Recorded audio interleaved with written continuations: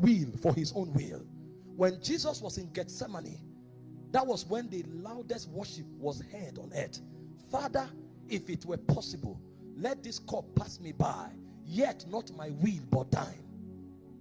That's when we heard the purest form of worship. I don't want to die, but if this is what you want, I'm willing to substitute my will for yours.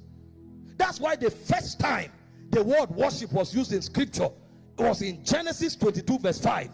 Abraham was going to sacrifice Isaac. Nobody was singing there. There were no drums there. There were no guitars there. A man who loved a child that he trusted God for 25 years. God demands for that child. In tears, he went to sacrifice that child. If it's your will, I will do it. That's worship. If you find a generation who don't worship God, their existence is useless. In John 4:23 and 24, Jesus told us that there were a particular type of people God is looking for. He said they are those who will worship him in spirit and in truth. And in Revelation 4:11, the Bible tells us that we were created for his pleasure. So the second thing that necessitates our existence is worship. So a man's existence becomes important to the degree that he begins to worship God, either in the depth of adoration or in the quality of loyalty and submission to the desires of God. The third reason for our existence is to serve the purposes of God. And when we talk about serving the purposes of God, we are talking about thy kingdom come agenda. Matthew 6 verse 10. Thy kingdom come, thy will be done on earth as it is in heaven.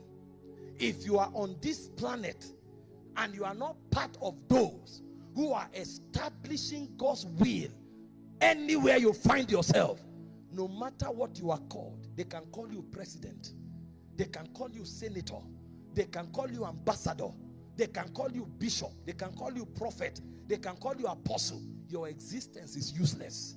We are here to enforce the will of God on this planet so that the earth can become a mirror image of the heavens.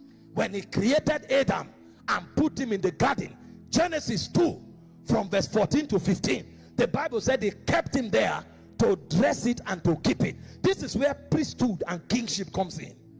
In priesthood, we don't just worship.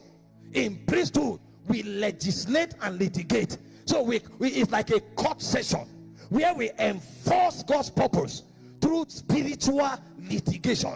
Then in kingship, we exercise authority to stop any form